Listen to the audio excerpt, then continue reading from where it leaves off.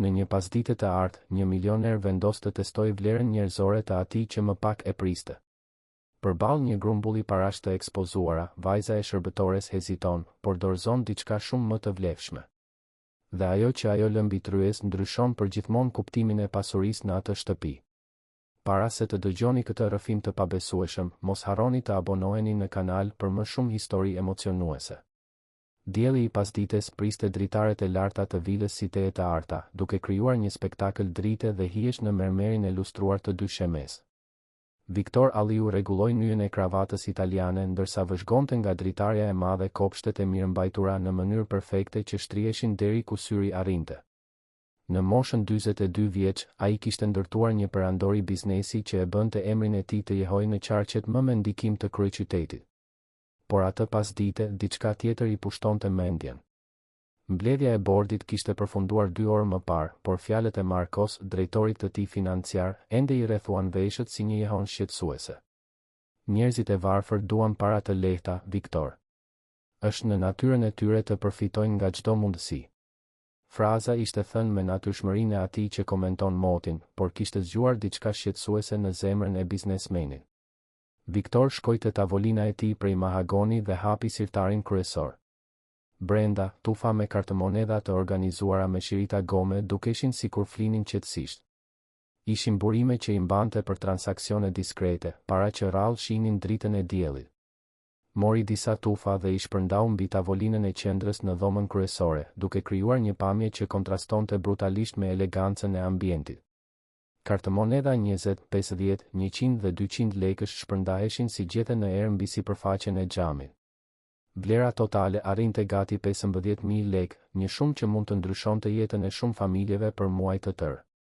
Viktor u mbështet në divanin prej lëkure të importuar dhe mbylli syt, duke u shtirur sikur po flinte. Por çdo shisë e tij ishte mprehur, duke pritur. Testi që kishte hartuar në mendjen e tij nuk ishte rastësor. Prej 3 vjetësh, Rosa punonte në shtëpinë e tij si shërbëtore. Një grua rreth të 40-tave, Eve, kishte rritur vetëm vajzën e saj, Anën, e cila her pas here e shoqëronte në fundjavë kur nuk kishte mësime në shkollën publike të lagjes ku jetonin. E reja 17 vjeçare gjithmonë i kishte tërhequr vëmendjen me diskrecionin dhe edukatën e saj, duke kontrastuar me atë që shumë nga të njohurit e tij thoshin për njerëzit e klasës së saj shoqërore. Ana kishte diçka të veçantë. Në sytë e saj të kafte kishte një thellësi që fliste për një pjekuri të hershme, të farkëtuar ndoshta nga vështirësitë që jeta i kishte imponuar që në moshë të vogël. Rrobat e saj, gjithmonë të pastra dhe të mirëmbajtura, megjithse qartësisht të arnueshme, tregonin historinë e një familjeje që luftonte me dinjitet kundër fatkeqësive. Kur nuk kërkonte asgjë, kur nuk ankoi, as nuk shikonte me lakmi lukset që e rrethonin kur vizitonte vilën. Zhurma e hapave jehoi në korridorin e mermer. Viktor njohu menjëherë ecjen e lehtë dhe të kujdesshme të Anës. Rosa kishte dalë për të organizuar rrobat në lavanteri, duke lënë vajzën të priste në dhomën kryesore ndërsa ajo mbaronte punën. Ishte momenti perfekt për eksperimentin që Viktor kishte planifikuar. E reja hyri në dhomë dhe ndaloi papritur kur pa paratë e shpërndara. Sytë e saj u zgjeruan, jo me lakmi, por me një shprehje befasie pothuajse të shenjtë, sikur të kishte hasur në diçka që nuk duhej të ekzistonte në atë botë të rregull. Viktor, duke i mbajtur sytë mbyllur dhe frymëmarrjen të kontrolluar, ndjente tensionin në ajër si një kork të shtrirë gati për t'u këputur. Ana i u afrua ngadalë. Tavolinës, çdo hap i llogaritur sikur të ecte në një fushë të minuar. Duart i dridheshin lehtë kur i zgjati drejt kartëmonedhave. Viktor mund të ndjente konfliktin e brendshëm të vajzës edhe me sytë mbyllur, sikur atmosfera e dhomës të ishte ngarkuar me elektricitet. Ajo preku lehtë një kartëmonedhë 100 lekëshe, vetëm me majat e gishtave. Letra kërkëlliti butësisht, një tingull që dukej se jehoi në të gjithë dhomën. Ana mori frymë thellë dhe Viktor vuri re se ajo po zhvillonte një betejë me veten, një luftë të heshtur midis nevojës dhe parimeve. Pa pritur, e reja e largoi dorën sikur të kishte prekur zjarr. Ajo shikoi përreth duke kontrolluar nëse ishte vërtet vetëm dhe pastaj bëri diçka që e la Viktorin plotësisht të çorientuar. Nxori nga flokët një kapse të vogël prej druri, qartësisht të punuar me dorë, e zbukuruar me gdhendje të vogla. Ishte e qartë se ajo pjesë kishte vlerë sentimentale, ndoshta i vetmi objekt vërtet i saj që posedonte. Me një gest nderimi pothuajse fetar, Ana e vendosi kapsen mbi para, si një ofertë në një altar. Fjalët e saj erdhën në një përshpëritje aq të ulët sa Viktorit ju desh të bënte përpjekje për të dëgjuar. Nëna ime gjithmonë ka thënë se ndershmëria është e vetmja gjë që askush nuk mund të na e vjedhë, murmuriti ajo, sikur po bënte një lutje. Këto para nuk janë tona. Mund të zgjidhin problemet tona, të blejnë ilaçet që ajo ka nevojë, të paguajnë faturat e prapambetura, por do të ishte e ndyrë. Do të ishte vjedhje e dinjitetit ton. Zëri i saj u mbyt lehtë, por ajo vazhdoi me vendosmëri, unë jam mjaftueshëm e fortë për të rezistuar.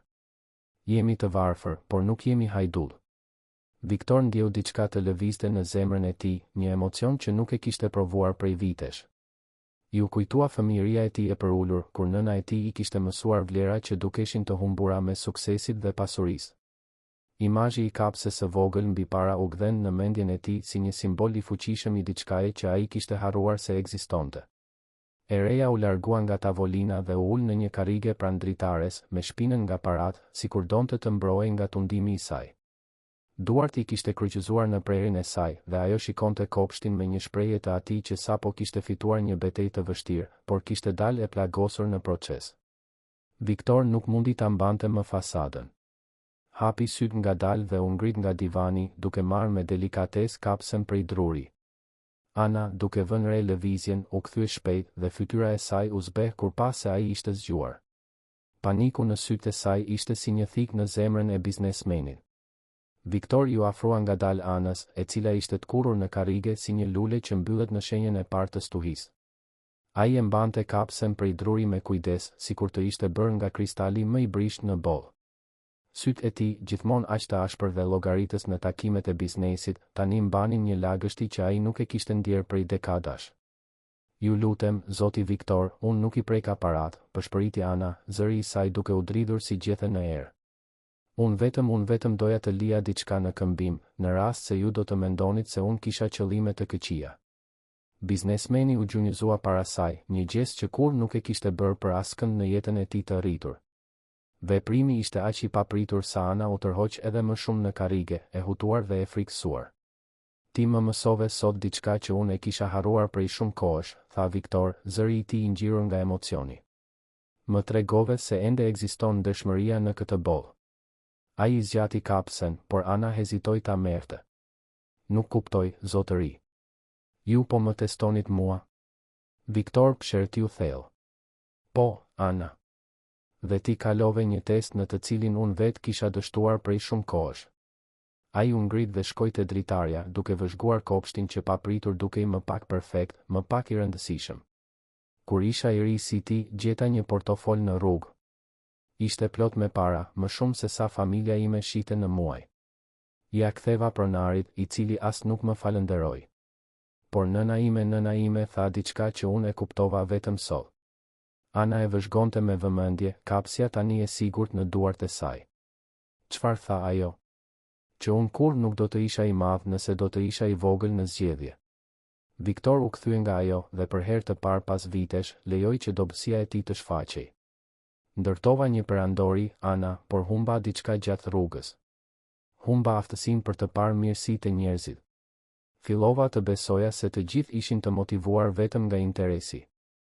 Hapat e Rozës jehoi në korridor duke ju afruar dhomës. Viktor shpejt i organizoi parat, duke i kthyer në sirtar para se ajo të arrinte. Ana mbeti në heshtje, ende duke përpunuar atë që kishte ndodhur. Ana, a është gjithçka në rregull aty? Pyeti Roza kur hyri në dhomë, duart e saj ende të lagura nga puna në lavanderi. Ajo shikoi nga Viktori te vajza, duke vënë re një tension në ajër që nuk mund ta identifikonte. Po, mami, u përgjigj Ana, duke detyruar një buzëqeshje. Zoti Viktor thjesht po fliste me mua.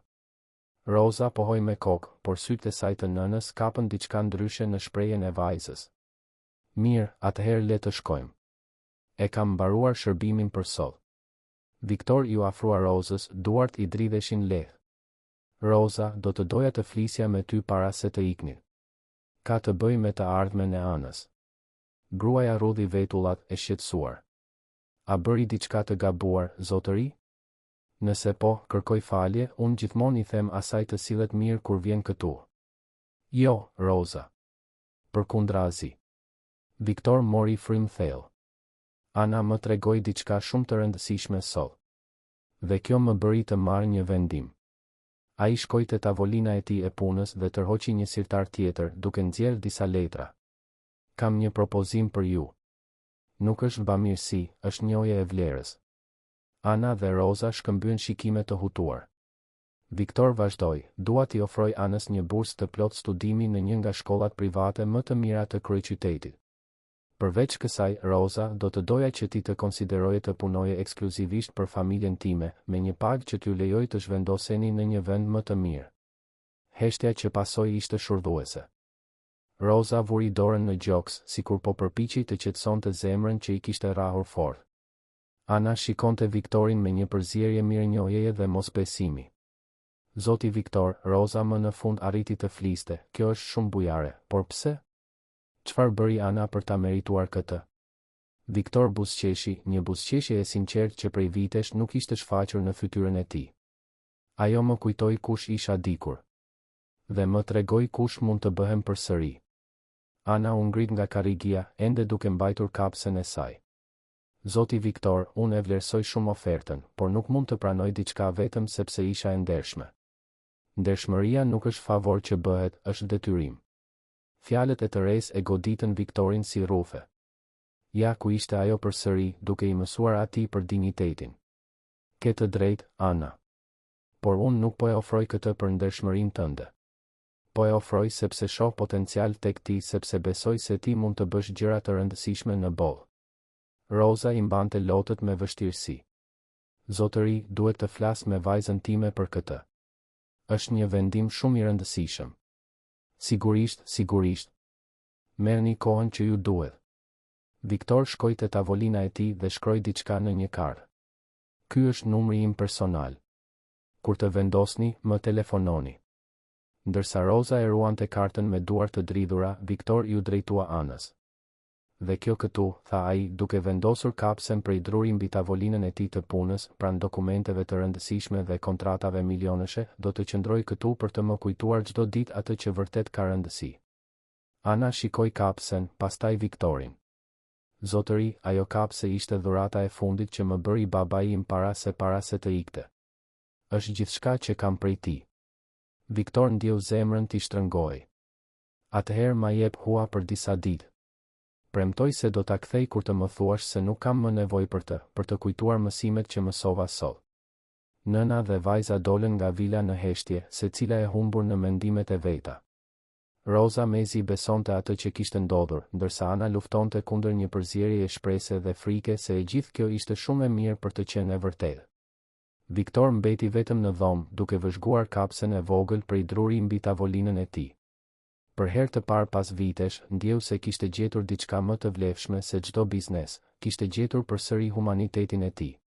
Por ajo që Viktor nuk e dinte ishte se vendimi i tij impulsiv kishte shkaktuar një seri ngjarjesh që do të ndryshonin jo vetëm jetën e Anës dhe Rozës, por do të zbulonin sekretet e së kaluarës që kishin qenë të varrosura prej kohësh.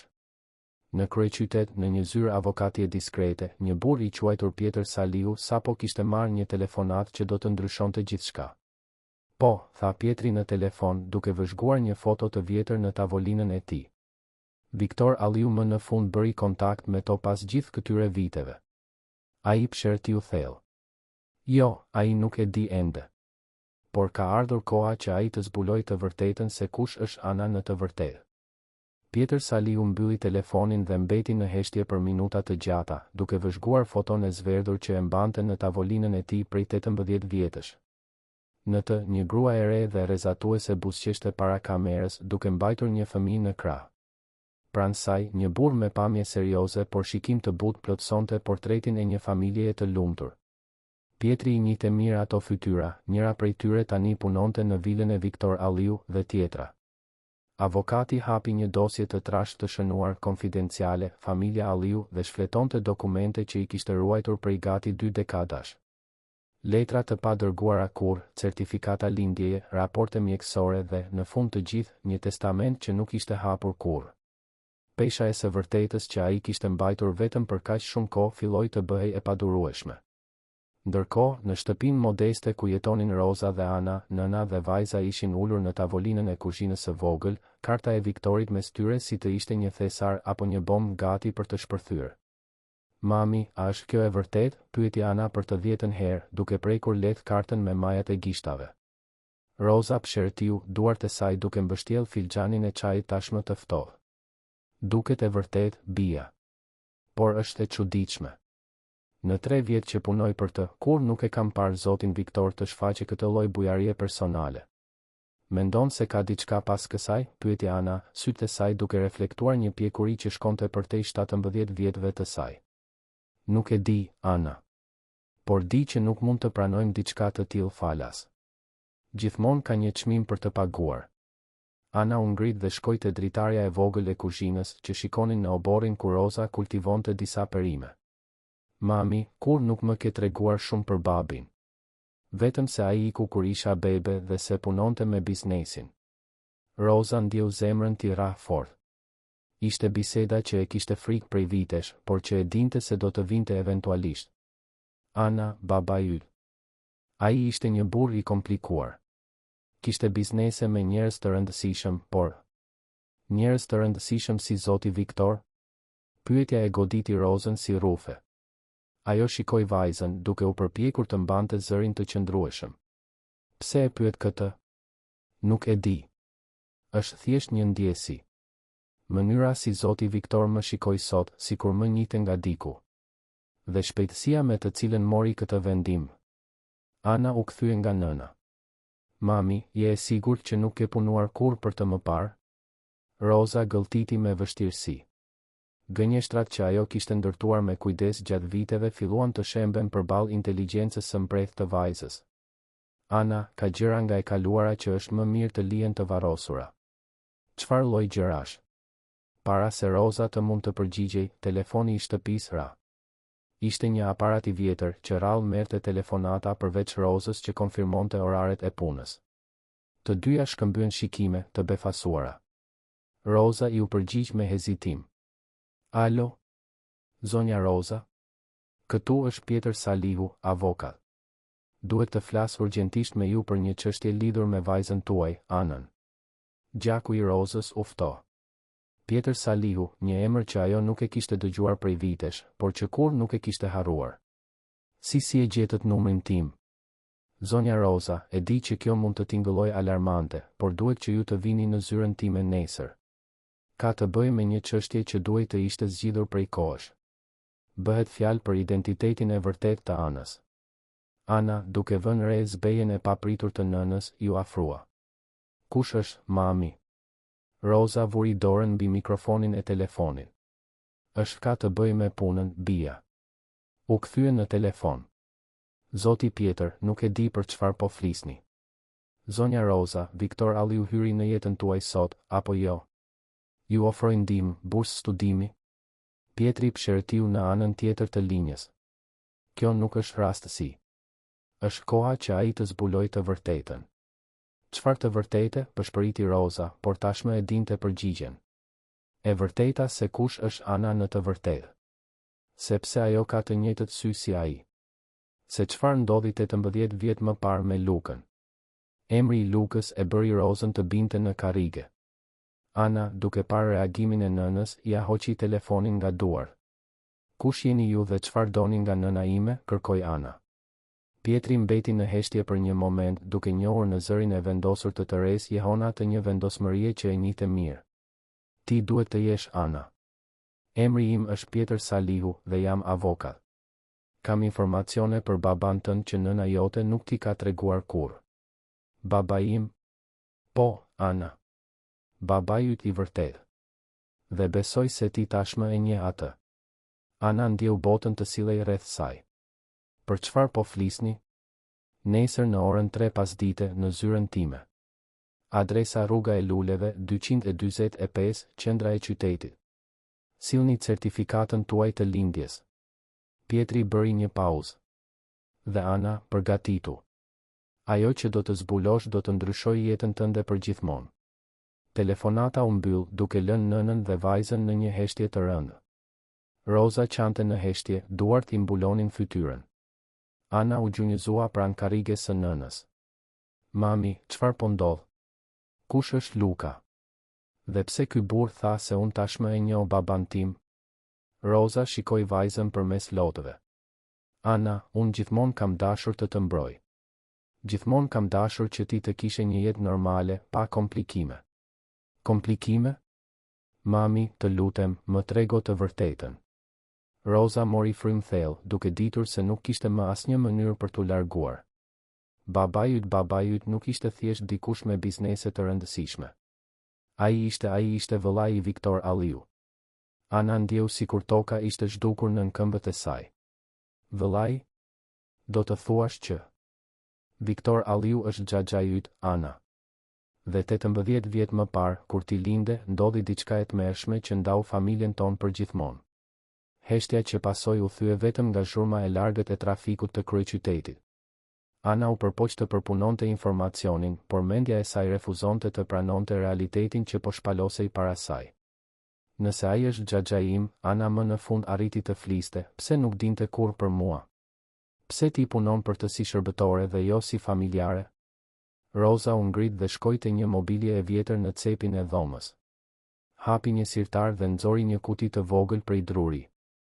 Brenda kishte më shumë foto, letra dhe dokumente të zverdhura nga koha. Sepse Viktori kur nuk e dinte që ti ekzistoje, Ana. Dhe Luka. Luka duhej të ikte para se ti të lindje. Ana mori një nga fotot. Në të, një burr i ri dhe i pashëm buzëqeshte para kamerës dhe ngjashmëria me Viktorin ishte e pamohueshme. Por kishte diçka më shumë, në kurbën e syve, në formën e fytyrës, ajo shihte veten. Ky është babai im. Ishte, korrigjoi Roza butësisht. Luka ishte vëllai më i vogël i Viktorit. I ëmbël, ndërrimtar, krejtësisht ndryshe nga Viktori. Kur u takuam, unë punoja si sekretare në një kompani të vogël. Luka po përpiqej t'i provonte vëllait se mund të ishte i suksesshëm më vete. Çfarë i ndodhi? Roza hezitoi, duke parë foton në duart e vajzës. Luka u përfshi me njerëz të gabuar, duke u përpjekur të bënte biznese të shpejta për të impresionuar Viktorin. Kur zbuloi se do të bëhej baba, u përpoq të dilte nga ajo jetë, por ishte tepër vonë. Ana ndjeu lot të nxehtë t'i rrokullisen në fytyrë. Ai iku për shkakun tim? Jo, bija.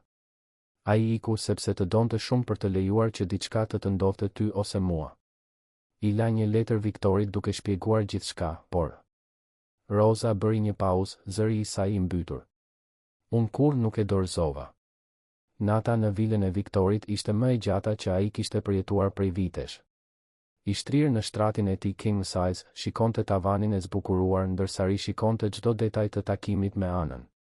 Kishte diçka familjare tek ajo që nuk mund ta identifikonte, vendosmërinë në shikim, mënyrën si e ngrinte kokën kur fliste me bindje, madje edhe mënyrën si rrudhte lehtë vetullat kur mendonte. Në orën 5 të mëngjesit, Viktor hoqi dorë nga përpjekjet për të fjetur. Zbriti në zyrën e tij dhe ul para tavolinës ku kishte vendosur kapsen e Anës. Pjesa e vogël e drurit të gdhendur dukej se pulsonte me kuptim në dritën e llambës. Ai e mori me delikatesë, duke vëzhguar detajet e punës artizanale. Kishte diçka në ato gdhendje që zgjonte një kujtim të largët, si një jehone së kaluarës. Pa pritur, kujtimi e goditi si rrufe. Luka. Vëllai i tij më i vogël gdhente pjesë të vogla druri kur ishte nervoz ose i shqetësuar. Ishte një zakon që e kishte zhvilluar në adoleshencë dhe e kishte ruajtur deri sa u zhduk nga jeta e tij 18 vjet më parë. Viktor u ngrit pa pritur, zemra i ra fort. Shkoi te një raftulli brash që nuk e kishte hapur prej vitesh dhe tërhoqi një sirtar të fshehur. Brenda ruante pak kujtime që i kishte nga vëllai, foto, letra të vjetra dhe një skulptur të vogël druri që Luka i kishte dhënë në Krishtlindjet e fundit që kaluan së bashku. E vendosi skulpturën pranë kapses së Anës dhe ndjeu botën të sillej. Stili i gdhendjes, teknika, madje edhe papërsosmëritë e vogla karakteristike ishin identike. Sikur të ishin bërë nga e njëjta dorë. Kjo është e pamundur, murmuriti ai me vete, por duart i dridheshin ndërsa merrte telefonin. Ndërkohë, Roza dhe Ana mbërritën në zyrën e Pjetër Saliut 15 minuta më herët. Ndërtesa ishte diskrete, e vendosur në një rrugë të qetë në qendër të qytetit. Ana mbante certifikatën e lindjes fort, duart I djersiteshin nga nervozizmi. Mami, ende mund të kthehemi në shtëpi dhe të shtiremi sikur kjo telefonat nuk ndodhi kur, përshpëriti Ana ndërsa prisnin në ashensor. Rosa I mori dorën vajzës. Jo, Ana. Kam ikur nga e vërteta shumë kohë. Ti meriton të dish kush je vërtet. Zyra e Pietrit ishte e ngrohtë, me rafte të mbushura me libra juridik dhe disa bimë që I jepnin jetë ambientit formal. Avokati ishte një burr në moshë mesatare, me flokë të thinjur dhe sy të butë pas syzeve të leximit. Zonja, ju lutem, u luni, tha Pietri, duke treguar 2 karrige të rehatshme. E di që kjo duhet të jetë shumë konfuze për ju. Ana mbetej e tensionuar. Ju tha të dje se keni informacione për baban tim. Dhe se unë tashmë e njoh atë. Pietri pohoi me kokë seriozisht. Ana, ajo që do të them mund të jetë e vështirë për t'u pranuar, por është e vërteta që nëna jote dhe unë e kemi mbajtur sekret për mbrojtjen tënde. Ai hapi dosjen e trashë në tavolinën e tij dhe nxori një foto. Ishte e njëjta që Rosa kishte treguar mbrëm, Luka, Rosa dhe Ana foshnje. Baba yt, Luka Alliu, ishte vëllai I Viktor Alliu. Ana mori frym thellë. Pas shokut fillestar të zbulimit të Rozës mbrëm, ajo kishte pasur kohë për të përpunuar informacionin. Pse Viktori nuk dinte kurrë për mua? Pietri shikoi Rozën, e cila pohoi me kokë, duke I dhënë leje të vazhdonte. Sepse babai yt duhej të largohej nga vendi me ngut kur ti ishe vetëm 3 muajshe. Ai ishte I përfshirë në biznese që shkuan keq dhe duhej të ikte për t'ju mbrojtur juve. Çfarë lloj biznesesh? Luka ishte I ri dhe impulsiv. Donte t'i provonte Viktorit se mund të ishte I suksesshëm në mënyrë të pavarur. U përfshi me njerëz që premtonin fitime të shpejta në investime të dyshimta. Kur kuptoi se ishte mashtruar dhe se këta njerëz mund t'i dëmtonin Rozën dhe Anën, mori vendimin më të vështirë të jetës së tij. Pietri hapi një sirtar dhe nxori një zarf të mbyllur. Para se të ikte, Luka më kërkoi. Ai I la këtë letër Viktorit duke shpjeguar gjithçka. Kërkoi që unë ta dorëzoja vetëm kur të ishte e sigurt. Ana shikoi zarfin duke njohur menjëherë shkrimin e dorës që kishte parë në disa shënime të vjetra të nënës. Pse nuk u dorëzua kurrë? Sepse Luka më tha se do të ishte e sigurt vetëm kur Viktori të tregonte se ishte gati për të vërtetën. Kur të tregonte se kishte ndryshuar. Pietri u përkul përpara. Dje, kur mora vesh për ofertën që Viktori ju bëri, kuptova se kishte ardhur ky moment. Rosa, e cila kishte qëndruar në heshtje, më në fund foli, Pjetër, je I sigurt që është momenti I duhur? Viktori mund të mos reagoj mirë ndaj kësaj. Rosa, Luka gjithmonë ka thënë se, thellë, Viktori ishte një person I mirë. Se jeta e biznesit I kishte ashpërsuar zemrën, por se një ditë ai do të gjente përsëri humanitetin e tij. Pietri buzëqeshi lehtë. Nga ajo që më treguat për dje, duket se Ana tashmë e ka filluar këtë proces. Në këtë moment, telefoni I Pietrit ra. Ai ju përgjigj me profesionalizëm. Zyra Pjetër Saliu. Po, vet ai. Shpreha e tij ndryshoi gradualisht në befasi. Viktor Alliu? Po, sigurisht që të kujtoj. Ai shikoi Rozën dhe Anën, të cilat po dëgjonin çdo fjalë. Dëshiron të vish këtu tani? Për çfarë? Ana mund të dëgjonte zërin e tensionuar të Viktorit në anën tjetër të linjës, por nuk mund t'i kuptonte fjalët. Kuptoj, vazhdoi Pietri.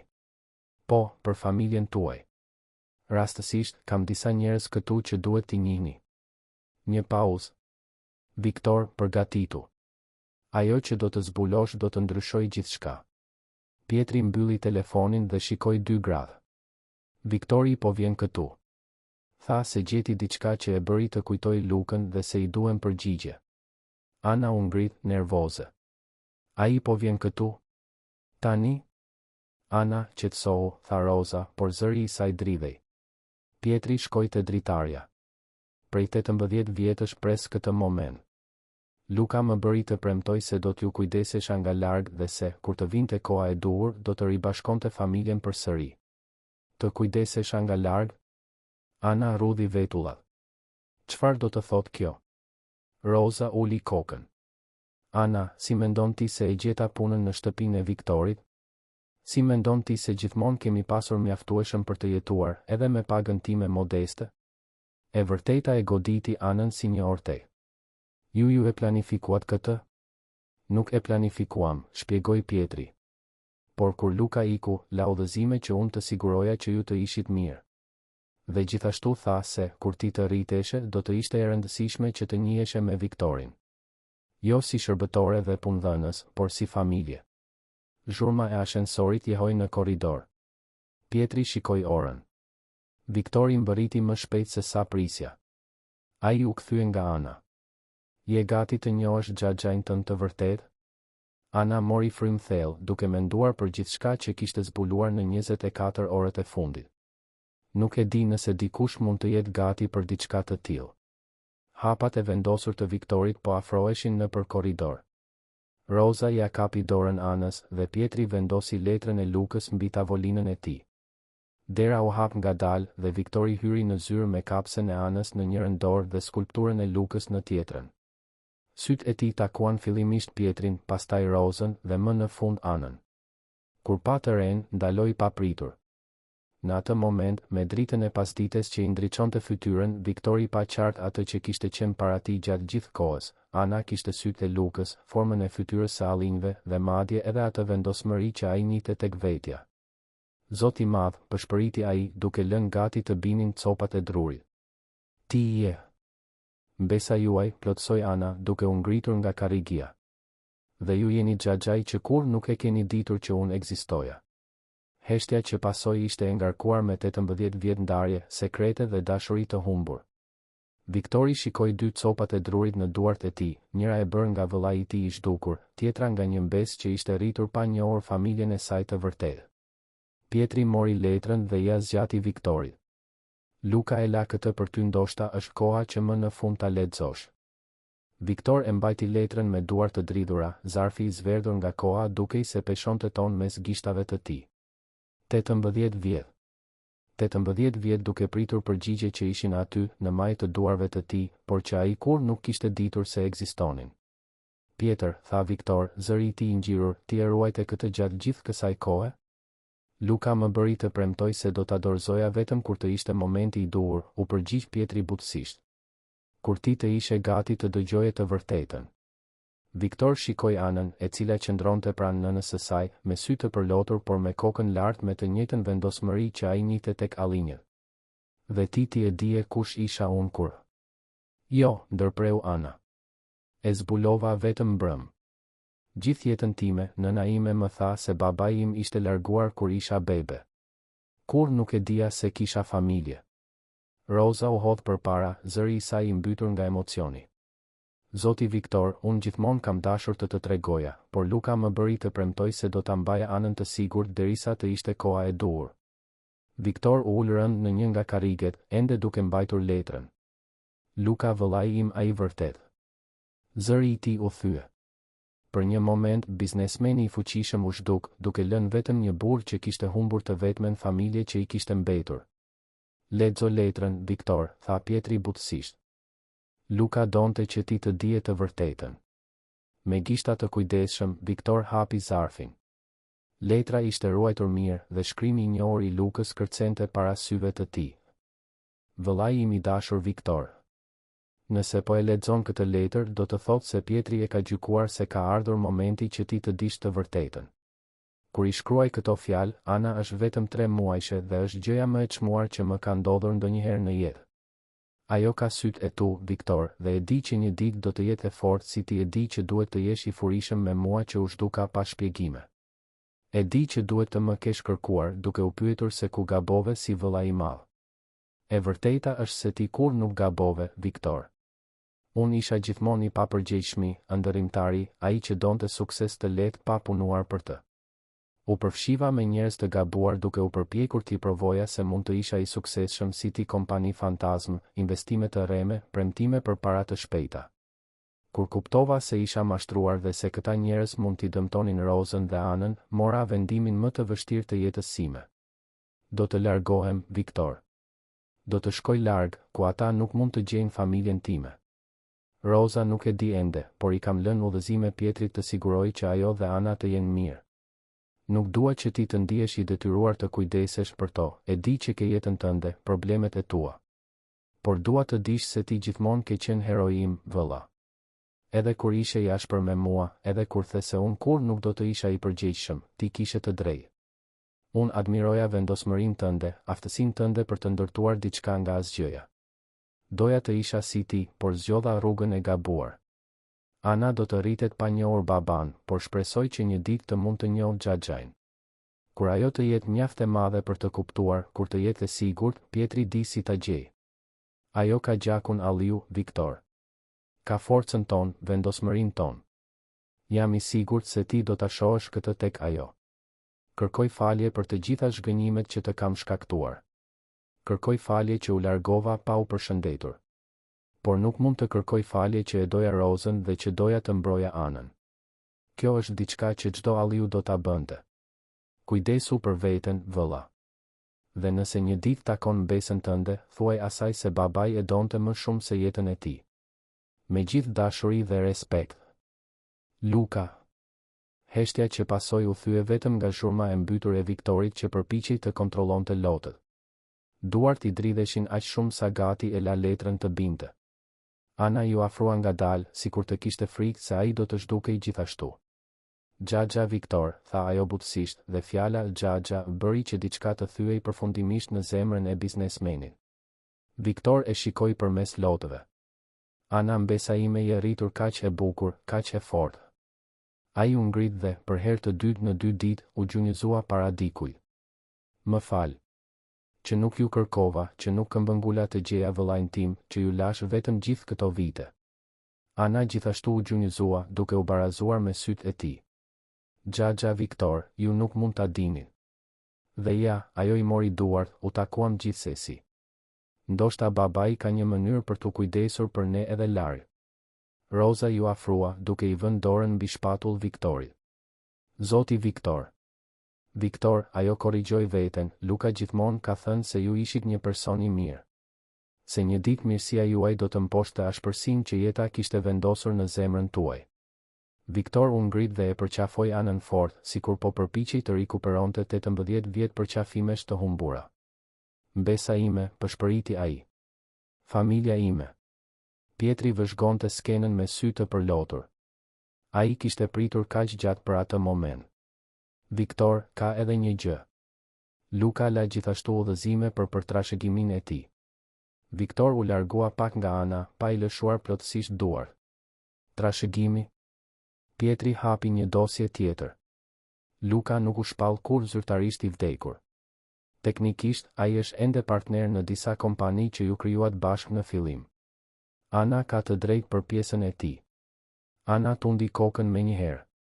Nuk dua para. Dua familje. Fjalët e saj jehojnë në zyrë si një kamban. Viktor buzëqeshi përmes lotëve, duke njohur tek ajo të njëjtën dinitet që kishte treguar në testin me paratë. Ana, ti je si babai yt në këtë. Luka gjithashtu gjithmonë ka thënë se familja ishte më e rëndësishme se paratë. Por tani, Viktor vazhdoi, zëri i tij duke u bërë më i vendosur, ti nuk ke nevojë të zgjedhësh midis njërës dhe tjetrës. Do t'i kesh të dyja. Ai shikoi Rozën. Ju do të dilni nga ajo shtëpi e vogël. Do të jetoni me mua, ku gjithmonë duhej të kishit jetuar. Si familje. Roza hezitoi. Viktor, nuk duam të jemi barë. Barë, përsëriti Viktor, gati duke qeshur. Roza, dje isha një burr i pasur por i vetmuar. Sot zbulova se kam një mbes që më mësoi më shumë për vlerat në një ditë se sa mësova në vite. Ju nuk jeni barë. Ju jeni përgjigja për një lutje që unë as nuk e dija se po e bëja. Ana shikoi nënën, pastaj Viktorin. Xhaxha Viktor, ka një gjë që duhet të di. Babi a është ende gjallë? A ka ndonjë mundësi që? Pietri dhe Roza shkëmbyen shikime. Pietri pshërtiu thellë. Ana, kjo është diçka që duhet të hetojmë. Luka ndaloi të kontaktonte me mua 5 vjet më parë. Mund të nënkuptoj shumë gjëra. Viktor ndjeu një shkëndijë shprese të ndizej në zemrën e tij. Pjetër, unë kam burime. Mund të punësoj hetues, të përdor kontaktet e mia. Viktor, ndërpreu Pietri butësisht, ndoshta është më mirë të mos krijosh pritshmëri shumë të larta. Jo, tha Ana me vendosmëri. Nuk do të heq dorë nga shpresa për të njohur baban tim. dhe tani që kam gjetur familjen time, do ta kërkojmë së bashku. Viktor shikoi mbesën e tij, aq e re, por me një vendosmëri që ai e njihte si vërtet Alliu. Së bashku, pranoi ai. Siç bën një familje. Roza më në fund lejoi që lotët t'i rrokullisen lirshëm. Pas 18 vjetësh duke mbrojtur anën vetëm, më në fund kishte një familje për të ndarë peshën dhe gëzimin. Pietri mblodhi dokumentet duke e ditur se misioni i tij i dekadave më në fund ishte përmbushur. Por diçka i thoshte se historia e familjes Alliu ishte larg përfundimit. Në të vërtetë, ndoshta sapo kishte filluar.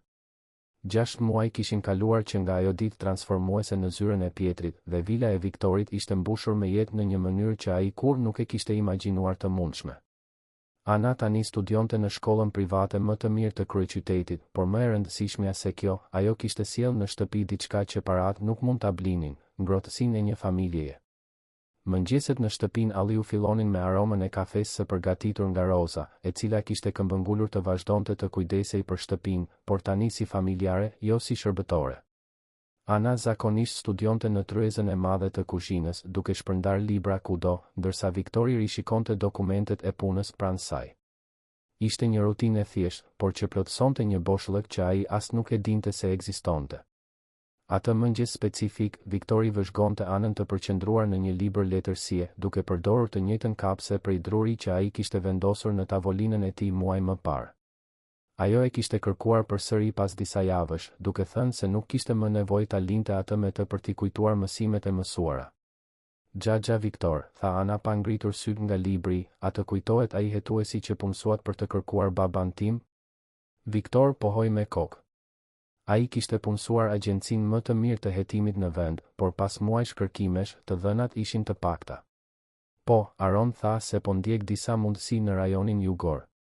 Pse? Thjesht po mendoja po sikur babi të mos donte të gjendej? Po sikur ai të mendonte ende se është e rrezikshme për ne? Ishte një pyetje që Viktori e kishte bërë shpesh.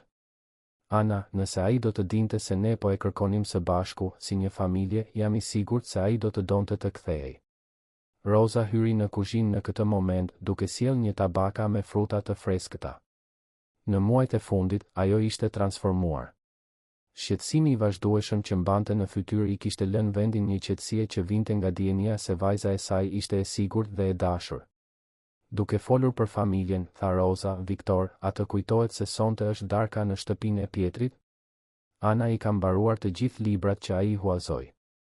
Pietri ishte bërë një prani e vazhdueshme në jetën e tyre, pothuajse si një gjysh zëvendësues për Anën. Avokati kishte zbuluar se e kishte ndjekur rritjen e saj nga larg për vite, duke ndjekur udhëzimet e Lukës. Telefoni ra, duke ndërprer bisedën e mëngjesit. Viktor ju përgjigj, duke pritur që të ishte diçka lidhur me biznesin. Viktor Alliu, tha ai formalisht. Zoti Alliu? Këtu është Aron, nga agjencia e hetimit. Kam lajme për Luka Alliu. Viktor ndjeu zemrën t'i shpejtohej. Ana dhe Roza, duke vënë re ndryshimin në shprehjen e tij, ju afruan. Mund të flisni, Aron. Zotëri, gjetëm dikë që përputhet me përshkrimin e Lukës në një qytet bregdetar. Ai po punon si mësues marangozërie në një shkollë teknike lokale. Përdor një emër tjetër, por karakteristikat fizike përputhen dhe... Aron bëri një pauzë. Zotëri, ai gdhen pjesë të vogla druri si hobi. Pikërisht siç e përshkruat ju. Viktor i u desh të mbështetej në karrige. Ana i mbajti dorën e lirë, sytë e saj të zgjeruar nga pritshmëria. Aron, je i sigurt? Mjaft i sigurt, zotëri. Por ka diçka tjetër. Kur agjenti im u përpoq t'i afrohej diskretisht, burri dukej se e njohu atë si hetues dhe u bë shumë nervoz. Është sikur ai ende po fshihet. Viktor shikoi Anën dhe Rozën. Aron, mos ju afroni më atij. Do të shkoj vet atje. Zotëri, a mund të sugjeroj diçka? Ndoshta është më mirë të mos shkoni vetëm. Nëse është vërtet Luka, ai mund të mendoj se po kërcënohet. Ana u hodh përpara, duke i marrë telefonin nga duart Viktorit. Më falni, zoti Aron. Këtu është Ana, vajza e Lukës. Nëse është vërtet baba im, ai do të dojë të shohë një foto timen, apo jo? Për t'u siguruar se jemi ata që themi se jemi? Zëri i Aronit tregoi befasi, por edhe admirim. Kjo është një ide e shkëlqyer, zonjusha Ana. Nëse është babai juaj, sigurisht që do t'ju njoh menjëherë. Viktor buzëqeshi, edhe një herë i impresionuar nga mençuria e mbesës së tij. Aron dërgoi një agjent me një foto të Anës. Por thuaj atij të mbaj distancë. Nëse burri tregon njohje, lëri një shënim duke shpjeguar se familja po e kërkon dhe se është e sigurt të kthehet. Pas mbylljes së telefonatës, të tre mbetën në heshtje për një moment, duke përpunuar mundësinë që Luka të ishte gjallë dhe të ishte gati të kthehej në jetën e tyre. Po sikur të jetë ai, pyeti Ana, zëri i saj duke u dridhur lehtë. Roza e mbajti vajzën. Atëherë familja jon do të jetë e plotë. Viktor shikoi nga dritarja kopshtet ku kishte planifikuar të instalonte një punishte marangozërie për Anën, e cila kishte treguar interes për hobin e babait. Ana, pavarësisht se çfarë ndodh, ti e di që gjithmonë do të kesh një familje këtu, apo jo?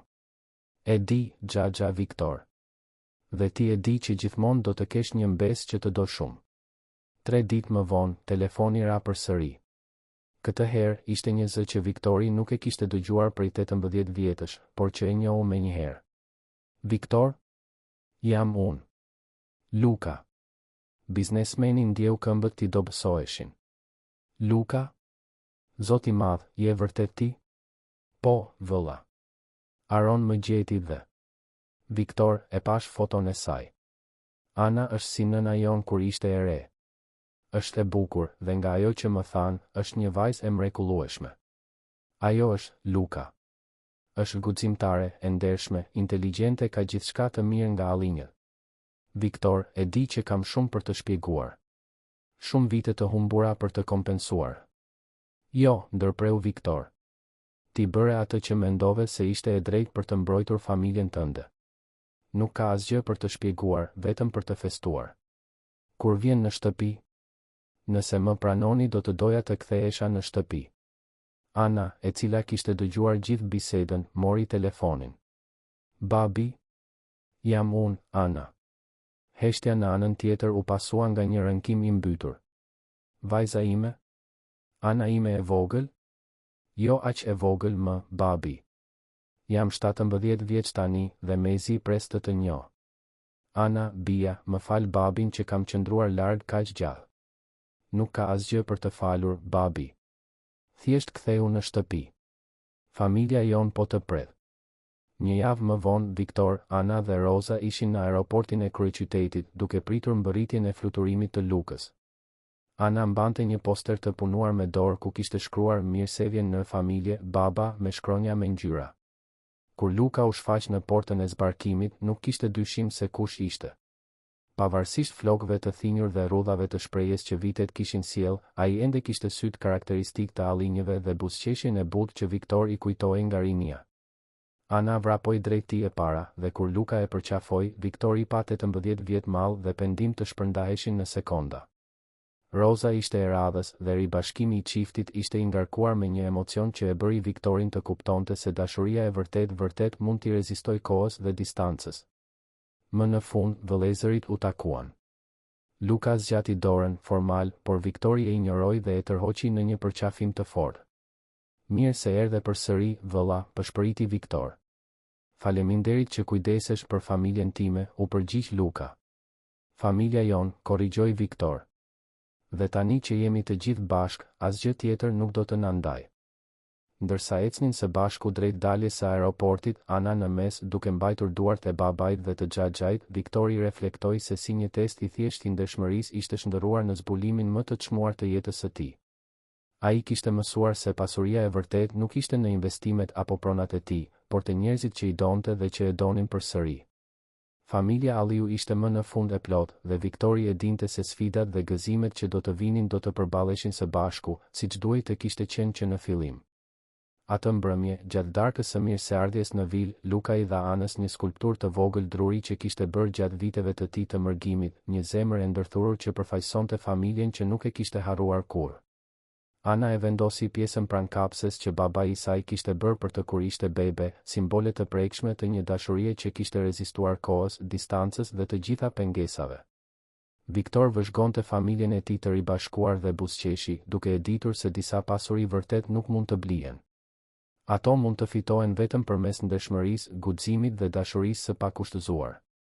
Ditën pas kthimit të Lukës, Vila Alliu u zgjua ndryshe. Viktor zbriti në kuzhinë më herët se zakonisht dhe gjeti vëllain e tij tashmë të zgjuar, të ulur në tavolinë, duke vëzhguar kopshtin përmes dritares së madhe. Duart e Lukës mbanin një filxhan kafeje ende të nxehtë dhe Viktor i vuri re se ato dridheshin lehtë. Nuk arrite të flesh, pyeti Viktor butësisht, duke i hedhur vetes kafe dhe duke u ulur pranë vëllait. Luka buzëqeshi me trishtim. 18 vjet duke fjetur në shtretër të çuditshëm, në dhoma të vogla. Kjo shtëpi është shumë e madhe, Viktor. Dhe shumë e qetë. Jam mësuar me zhurmën e detit. Viktor vëzhgoi profilin e vëllait duke vënë re rrudhat rreth syve që tregonin histori vitesh të vështira. Luka, nuk ke nevojë të përshtatesh menjëherë. Mund të rregullojmë një dhomë më të vogël nëse preferon. E rëndësishme është që ti të jesh këtu. Nuk është vetëm kjo, pëshertiu Luka.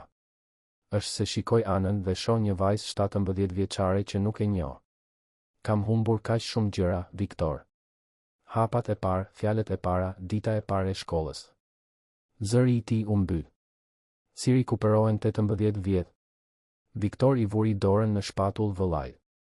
Një ditë në një kohë. Dhe nuk je vetëm në këtë.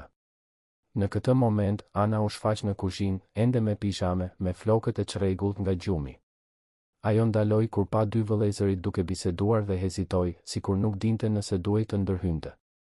Mirëmëngjes, babi, tha ajo me droj Lukës, dhe fjala babi bëri që zemra e tij të shtrëngohej. Mirëmëngjes, bia ime, u përgjigj Luka, dhe Viktor vuri re emocionin e përmbajtur në zërin e tij. Ana i hodhi vetes lëng portokalli dhe u ul përballë dy burrave. Babi, mbrëm, kur po bisedonim, dhe se punon si mësues marangozërie. A mundesh të më mësosh? Sytë e Lukës u ndriçuan për herë të parë që kur kishte ardhur. Vërtet do të dëshiroje të mësoje? Shumë. Xhaxha Viktor do të ngreje një punishte për mua këtu në kopsht, apo jo? Ana shikoi Viktorin, i cili pohoi me kokë duke buzëqeshur. Do të ishte perfekte, tha Viktor. Luka, ti mund të mbikëqyrësh montimin. Ti di më mirë se unë se çfarë i duhet një punishtaje. Luka ndjeu diçka të ngrohej në zemrën e tij. Më në fund, një mënyrë konkrete për t'u lidhur me vajzën. Ana, marangozëria është një art që kërkon durim. Nuk është diçka që mësohet brenda natës. Unë kam durim, u përgjigj Ana me vendosmëri.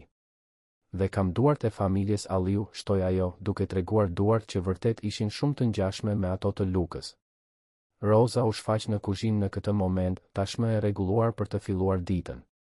Ajo ndaloi kur pas skenën, burrin e saj, vajzën e saj dhe kunatin e saj duke biseduar si një familje normale, dhe ndjeu sytë t'i mbusheshin me lot mirënjohjeje.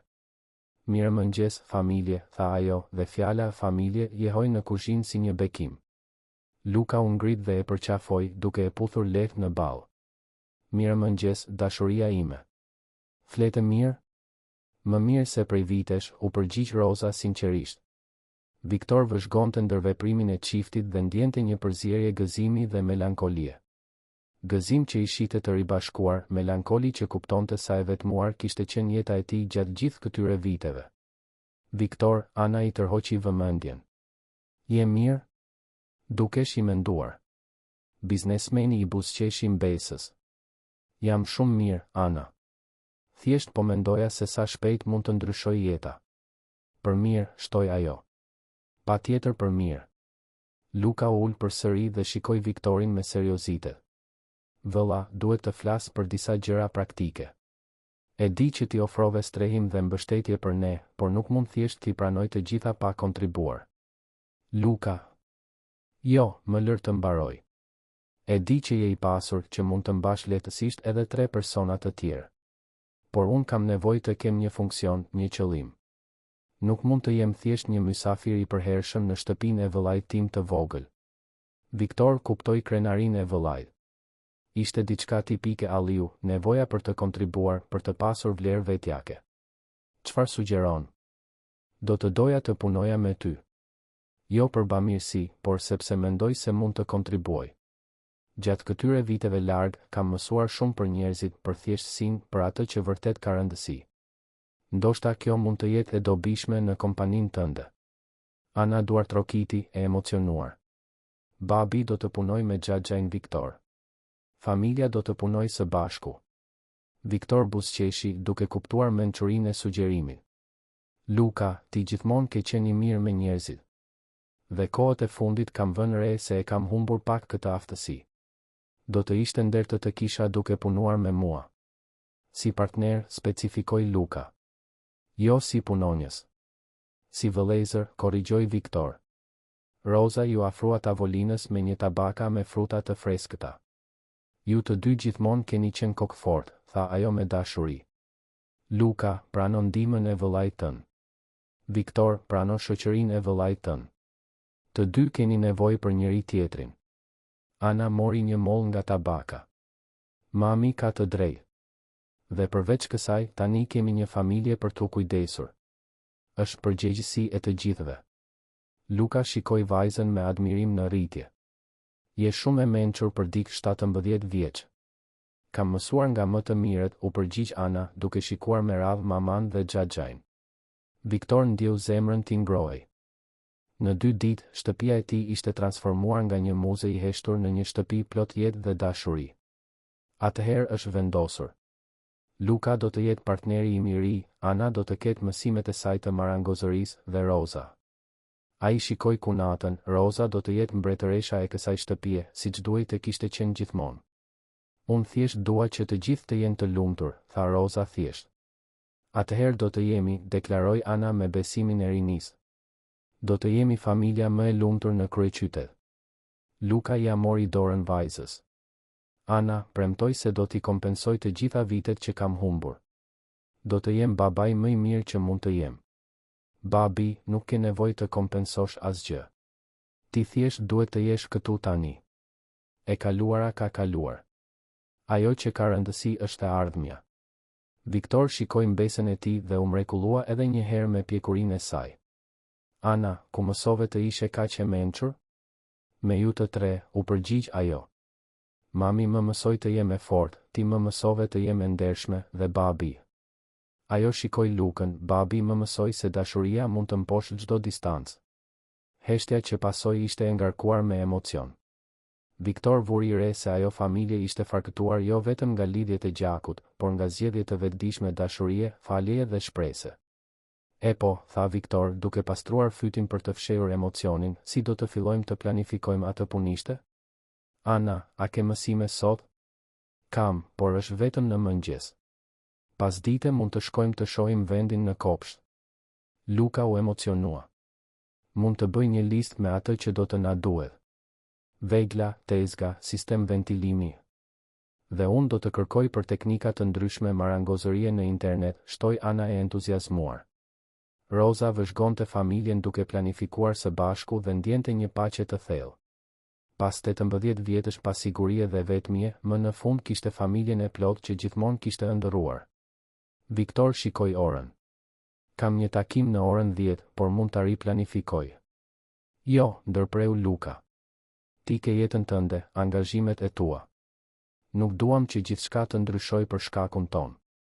Por dua që gjithçka të ndryshoj, u përgjigj Viktor sinqerisht. Dua që jeta ime t'ju përfshijë juve në gjithçka. Takimet familjare janë më të rëndësishme se takimet e biznesit. Ana u ngrit dhe e puthi Xhaxhain në ball. Xhaxha Viktor, jeni i mrekullueshëm. Por babi ka të drejtë. Nuk keni nevojë të ndaloni jetën tuaj për ne. Thjesht duhet të na përfshini në të. Viktor buzëqeshi, duke kuptuar se kishte shumë për të mësuar për ekuilibrin midis familjes dhe punës. Atëherë do të shkoj në takim, por do të kthehem për drejt. Dhe pas dite, të gjithë së bashku do të planifikojmë punishten. Kur Viktor doli për të punuar, Luka mbeti në kuzhinë me Rozën dhe Anën. Ishte mëngjesi i parë që kalonin së bashku si familje në 18 vjet dhe të gjithë ndjenin peshën e rëndësisë së atij momenti. 3 javë më vonë, punishtja e marangozërisë ishte gati. Viktor kishte porositur ndërtimin e një hapësire të gjerë dhe të ajrosur mirë në kopsht, të pajisur me veglat dhe pajisjet më të mira që Luka kishte kërkuar. Ishte një pasdite e shtunë dhe e gjithë familja ishte mbledhur për orën e parë zyrtare të anës. Luka rregulloi përparsen prej lëkure të anës, duart i dridheshin lehtë nga nervozizmi. Është rregulluar mirë? Nuk duhet të jetë e lirshme, është e rrezikshme. Është perfekte, babi, u përgjigj Ana me durim. Ishte hera e 5 që ai kontrollonte përparsen. Viktor dhe Roza vëzhgonin nga karriget e rehatshme të pozicionuara në një distancë të sigurt. Viktor kishte anuluar të gjitha angazhimet e fundjavës për të qenë i pranishëm në atë moment të veçantë. Luka, qetësohu, tha Roza butësisht. Ti je më nervoz se Ana. Është aktiviteti ynë i parë së bashku si baba dhe vajzë, rrëfeu Luka. Dua që të jetë perfekt. Ana ju afrua babait dhe i mori duart. Babi, më shiko. Nuk ka nevojë të jetë perfekte. Ka nevojë të jetë e jona. Fjalët e vajzës e qetësuan Lukën menjëherë. Ai mori frym thellë dhe buzëqeshi. Ke të drejtë. Le të fillojmë me diçka të thjeshtë. Po një kuti e vogël do të më pëlqente. Luka mori një copë druri qershie, të lëmuar dhe të parfumuar. Mësimi i parë i marangozërisë, Ana, është të respektosh drurin. Çdo copë ka personalitetin e saj, fibrat e saj, historinë e saj. Ana preku me delikatesë drurin. Si mund ta di unë personalitetin e saj? Ndjeje teksturën, vëzhgo modelin e venave, nuhati aromën. Druri do të tregoj kush është. Ana mbylli sytë dhe kaloi duart mbi sipërfaqen e drurit. Duket e qetë. E durueshme. Luka buzëqeshi, krenar. Sakt. Qershia njihet për stabilitetin dhe bukurinë e saj të qëndrueshme. Ashtu si familja jon, shtoi ai, duke shikuar Viktorin dhe Rozën. Tani do të mësoj si të përdorësh daltën. Është një vegël që kërkon delikatesë dhe precizion. Luka u pozicionua pas Anës, duke i vënë duart mbi të sajat për të udhëhequr lëvizjen. Ishte kontakti i parë fizik i zgjatur midis babait dhe vajzës dhe të dy ndjen rëndësinë e momentit. Ngadalë, përshpëriti Luka. Lëre veglën të bëj punën. Ti vetëm e udhëheq. Druri u lëshua butësisht në presionin e kontrolluar, duke krijuar një zgavër të vogël. Ana bërtiti nga gëzimi kur pa shenjën e parë të progresit. Babi, shiko. Po ja dal. Po ja del më mirë se unë në ditën time të parë, tha Luka me krenari të sinqertë. Viktor vëzhgonte skenën me emocion në rritje. Të shihte vëllain e tij duke transmetuar një uri te Ana ishte si të shikoje një traditë familjare që rilindej. Luka, a të kujtohet kur babi na mësoi të përdorim veglat? Më kujtohet, u përgjigj Luka, pa i hequr syt nga Ana. Ai gjithmonë thoshte se të punosh me duar të lidh me thelbin ton. Ana ndaloi së punuari dhe shikoi dy burrat. Ju mësuat marangozëri me gjyshin? Jo saktësisht marangozëri, shpjegoi Viktor. Babai ynë ishte inxhinier, por në orët e lira i pëlqente të rregullonte gjërat në shtëpi. Gjithmonë na përfshinte në proces. Ai thoshte se një burr që nuk di të përdor duart e veta nuk mund të krijojë vërtet asgjë me vlerë, shtoi Luka.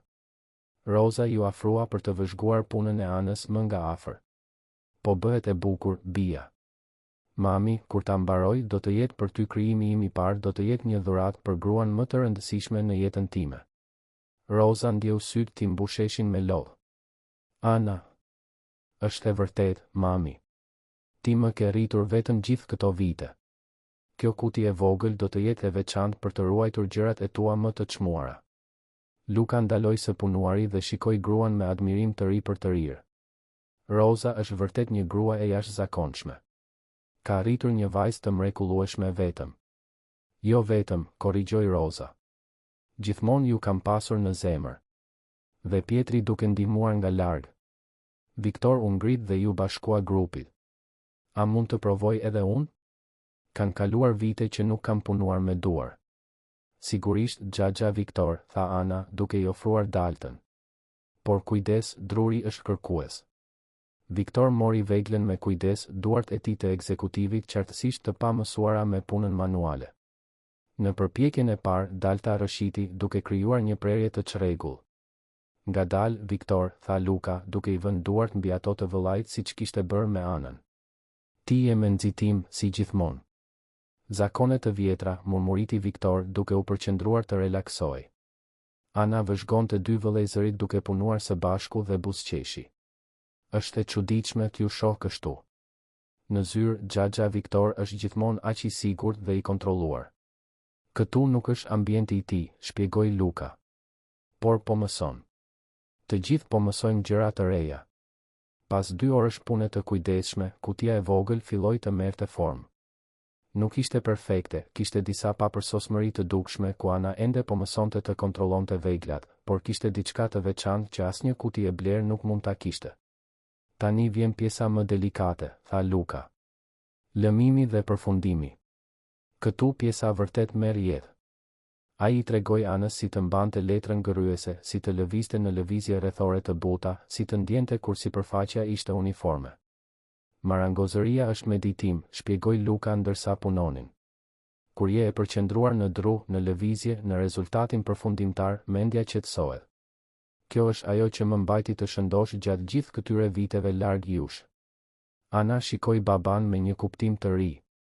E bëje këtë duke menduar për ne? Çdo ditë. Çdo pjesë që krijoja ishte një lutje që një ditë të mund të ishim përsëri bashkë. Viktor, I cili po vëzhgonte në heshtje, ndjeu një val faji. Luka, po të kisha kërkuar më shumë, po të kisha këmbëngulur të gjeja. Viktor, jo, ndërpreu Luka me vendosmëri. Nuk ka vend për faj këtu. Mora një vendim të vetëdijshëm për t'u larguar. Faji ishte imi dhe vetëm imi. Por ju humbët kaq shumë vite.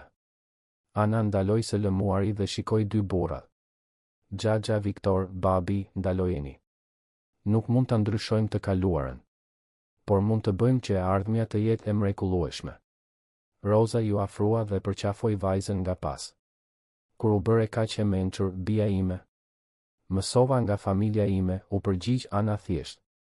Kur dielli filloi të perëndonte, kutia e vogël ishte gati. Ishte e thjeshtë, por e punuar mirë, me linja të pastra dhe një përfundim të butë që ftonte prekjen. Është perfekte, tha Roza, duke mbajtur kutinë me kujdes. Nuk është perfekte, korrigjoi Ana. Por është bërë me dashuri. Dhe kjo është më e rëndësishme se përsosmëria. Luka përqafoi vajzën, duke ndjerë një lidhje të thellë që kishte pritur 18 vjet për ta përjetuar. Ana, ke talent natyral për këtë. Nëse do, mund të mësoj teknika më të avancuara. Dua, babi. Dua të mësoj gjithçka që mund të më mësosh. Viktor vëzhgonte familjen e ribashkuar në punishte dhe ndjente një paqe që nuk e kishte provuar kurrë. Bizneset e tij, pasuria e tij, sukseset e tij profesionale, gjithçka dukej e vogël krahasuar me vlerën e atij momenti të thjeshtë por të thellë. Luka, tha Viktor, faleminderit. Për çfarë kësaj radhe? Që u ktheve në shtëpi. Që solle jetë në këtë shtëpi. Që më tregove atë që vërtet ka rëndësi. Luka buzëqeshi dhe I vuri dorën në shpatull vëllai. Faleminderit që e mbajte familjen tonë të sigurt ndërsa unë isha larg. Që u kujdese për to sikur të ishin të tuat. Ato janë të miat, u përgjigj Viktor. Ju jeni të gjithë të mi. Ana I ruajti me kujdes veglat, duke ndjekur udhëzimet që babai I kishte dhënë për organizimin dhe kujdesin ndaj pajisjeve. Babi, kur mund të bëjmë orën tjetër? Po nesër në mëngjes? Nëse nuk ke plane të tjera. Nuk kam plane më të rëndësishme se të kaloj kohë me familjen time. Roza përqafoi burrin. Jam shumë krenare për ty, Luka. Për mënyrën si po lidhesh me Anën, si po përshtatesh. Është ende e vështirë ndonjëherë, rrëfeu Luka. Por t'ju kem këtu, të kem përsëri një familje e bën gjithçka të vlefshme. Viktor fiku dritat e punishtes, por para se të dilte, shikoi edhe një herë hapësirën ku sapo kishte dëshmuar diçka magjike. Nuk ishte thjesht një orë marangozërie. Ishte rindërtimi I një familjeje, fije pas fije, pjesë pas pjese. Duke u kthyer në shtëpinë kryesore, Ana mes babait dhe xhaxhait, Roza pranë burrit të saj, Viktor vuri re se lumturia e vërtet nuk ishte diçka që blihej apo fitohej. Ishte diçka që ndërtohej ngadalë, me durim dhe dashuri, pikërisht si një pjesë marangozërie. Një muaj kishte kaluar që nga ora e parë e marangozërisë dhe jeta në vilën Alliu kishte gjetur ritmin e saj natyror. Ishte e diel në mëngjes dhe siç ishte bërë tradit, e gjithë familja mblidhej për mëngjesin special që Roza përgatiste në fundjavë. Tavolina e kuzhinës ishte shtruar me mbulesë të qëndisur, pjata të mira dhe lule të freskëta nga kopshti. Ana ishte zgjuar herët për të ndihmuar nënën dhe tani të dyja mbaronin së përgatituri petulla, fruta të freskëta dhe kafen speciale që Luka i kishte mësuar Rozës ta bënte. Viktor zbriti shkallët me rroba rastësore, diçka e paimagjinueshme disa muaj më parë, dhe gjeti Lukën tashmë në kuzhinë, duke lexuar gazetën ndërsa pinte filxhanin e parë të kafes së ditës. Mirëmëngjes, vëlla, tha Viktor, duke i hedhur vetes kafe. Si flete? Më mirë çdo natë, u përgjigj Luka sinqerisht. Ende zgjohem ndonjëherë duke menduar se e gjithë kjo është një ëndër, por po bëhet më e lehtë të besosh se është e vërtetë.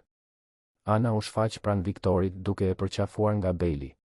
Ky lloj shfaqjeje spontane e afeksionit ishte bërë e zakonshme, dhe Viktor ende habitej me lehtësinë me të cilën ishte përshtatur të kishte një familje të dashur. Xhaxha Viktor, a të kujtohet se sot do të shkojmë në park për atë piknikun që planifikuam? Sigurisht që më kujtohet. Kam përgatitur tashmë shportën termike dhe madje kam sjell disa batanie nga dollapi. Roza ju afrua tavolinës duke mbajtur një tabaka me petulla të ngrohta. Viktor, je i sigurt që do ta bësh këtë? Dua të them, është diçka kaq normale. Nuk është paksa shumë e thjeshtë për ty? Viktor qeshi, një tingull që ishte bërë shumë më i shpesht në javët e fundit. Roza, zbulova se gjërat e thjeshta janë më të çmuara. Disa muaj më parë, nëse dikush do të më thoshte se do të isha më i emocionuar për një piknik se sa për një bashkim biznesi, do ta mendoja të pamundur. Njerëzit ndryshojnë, vërejti Ana, duke u ulur në tavolinë. Ose më mirë, njerëzit ribashkohen me veten e tyre. Luka shikoi vajzën me admirim në rritje. Ana, ti gjithmonë më befason me mençurinë tënde. Kam mësuar duke ju vëzhguar ju të tre. Secili prej jush më ka mësuar diçka të rëndësishme. Çfarë mësove nga secili? Pyeti Viktor, kureshtar. Ana mendoi për një moment duke përtypur një petull. Mami më mësoi se forca nuk është të mos tregosh kur dobësi, por të vazhdosh përpara edhe kur ke frikë. Ti, xhaxha Viktor, më mësove se suksesi pa familje është bosh dhe se nuk është kur vonë për të ndryshuar. Dhe babi. Ajo shikoi Lukën me dashuri, babi më mësoi se dashuria e vërtet ndonjëherë nënkupton sakrificë, por në fund dashuria gjithmonë gjen një mënyrë për t'u kthyer në shtëpi. Heshtja që pasoi ishte e ngarkuar me emocion. Roza fshiu diskretisht një lot dhe Viktor ndjeu zemrën t'i shtrëngoi nga krenaria për mbesën. Dhe çfarë mësuam ne nga ti? Pyeti Luka. Që familja nuk është vetëm kush ka të njëjtin gjak, u përgjigj Ana pa hezitim. Familja është kush zgjedh të qëndroj, kush zgjedh të doj, kush zgjedh të fal. Viktor vuri pirunin në tavolinë dhe shikoi çdo antar të familjes së tij. A e dini se para se Ana të hynte në jetën time, unë po planifikoja të zgjeroja biznesin në Evropë? Do të kaloja gjysmën e vitit duke udhëtuar, duke mbyllur kontrata, duke grumbulluar më shumë pasuri. Dhe tani, pyeti Roza. Tani nuk mund ta imagjinoj të kaloj asnjë ditë larg jush. Kam anuluar të gjitha udhëtimet. Kam deleguar pjesën më të madhe të bizneseve ndërkombëtare tek ekzekutiv të tjerë. Sepse zbulova se nuk ka asnjë kuptim të pushtosh botën nëse nuk ke me këta ndash fitoren. Luka zgjati dorën dhe preku atë të vëllait. Viktor, nuk ke nevojë të ndalosh së punuari për shkakun ton. Nuk po ndalem, Luka. Po prioritizoj. Ka një ndryshim. Ana u ngrit dhe përqafoi xhaxhain nga pas. Xhaxha Viktor, a të kujtohet ajo ditë kur më ofrove bursën e studimit? Si mund ta harroja? The se nuk ishte bamirësi, ishte njohje e vlerës. Tani e kuptoj atë që doje të thoshe. Ti nuk po më jepje mundësi nga mëshira. Po njihje diçka tek unë që unë vetë nuk e dija që e kisha. Çfarë njoha? Që unë jam një alliu, tha Ana me krenari. Dhe që allinjet nuk heqin dorë, nuk shiten dhe kujdesen për njëri tjetrin. Luka u emocionua me fjalët e vajzës. Ana, gjithmonë kam pasur frikë se ti do të rriteshe duke u ndjerë e braktisur, e refuzuar. Babi, ndaloje, Ana e ndërpreu butësisht. Ti nuk më braktise. Ti më mbrojte. Dhe tani që jemi bashkë, kjo është ajo që ka rëndësi. Roza u ngrit për të marrë më shumë kafe, por në të vërtetë kishte nevojë për një moment për t'u qetësuar. Bisedat familjare ende e emociononin thellësisht, sidomos kur vërente se si Ana ishte zhvilluar emocionalisht që kur familja ishte ribashkuar. Rosa, Viktor e thiri, ti gjithashtu je pjesë e kësaj. Dua që të dish se të konsideroj motrën time në çdo kuptim. Viktor, nuk e imagjinoni se çfarë do të thotë kjo për mua, u përgjigj Rosa, duke u kthyer në tavolinë. Gjithë këto vite e rrita Anën vetëm, por gjithmonë e dija se një ditë ajo do të kishte nevojë të njihte familjen e babait. Thjesht nuk e imagjinoja se do të ishte kështu, kaq perfekte. Nuk është perfekte, tha Luka. Kemi shumë punë përpara. Shumë për të mësuar për njëri tjetrin. Shumë kohë të humbur për të rikuperuar. Por kemi gjithë jetën për këtë, vërejti Ana. Dhe tani që jemi bashkë, çdo ditë do të jetë një mundësi e re. Viktor shikoi orën. Duke folur për mundësi, si do të ishte të përgatisim këtë piknik. Dita është e bukur jashtë. Të gjithë u ngritën për të organizuar gjërat, por Luka kërkoi një moment vëmendjeje. Para se të dalim, do të doja të them diçka, tha ai, duke u ngritur në këmbë. Kur u largova 18 vjet më parë, mendova se po humbisja gjithçka. Familjen time, shtëpinë time, identitetin tim. Por tani e kuptoj se po fitoja diçka shumë më të rëndësishme. Çfarë? Pyeti Ana. Perspektivë, u përgjigj Luka. Kalova 18 vjet duke mësuar se jeta mund të jetë e thjeshtë dhe megjithatë domethënëse. Se nuk ke nevojë për shumë për të qenë i lumtur, vetëm për njerëzit e duhur pranë teje. Dhe tani mund t'ju mësoj këtë juve, që keni kaq shumë. Viktor pohoi me kokë, duke kuptuar. Është e vërtetë. Unë kisha gjithçka në terma material, por jetoja si një burr i varfër në shpirt. Dhe tani, pyeti Rosa. Tani jam vërtet i pasur, u përgjigj Viktor, duke i shikuar secilin prej tyre. I pasur në dashuri, i pasur në familje, i pasur në qëllim. Ana duart trokiti. Atëherë le të festojmë pasurinë tonë me një piknik në park. Ndërsa përgatiteshin për të dalë, secili duke u kujdesur për një pjesë të përgatitjeve, Viktor vëzhgoi lëvizjen natyrale dhe harmonike të familjes së tij. Rosa duke përgatitur sanduiçe speciale, Luka duke kontrolluar parashikimin e motit në telefon, Ana duke zgjedhur lojra për të marrë, gjithçka funksiononte si një simfoni e mirë provuar. Në makinë, rrugës për në park, Ana bëri një pyetje që i bëri të reflektonin. Mendoni se babi do të na kishte gjetur ende nëse testi i parave nuk do të kishte ndodhur? Viktor mendoi për një moment. Ndoshta. Ndoshta jo.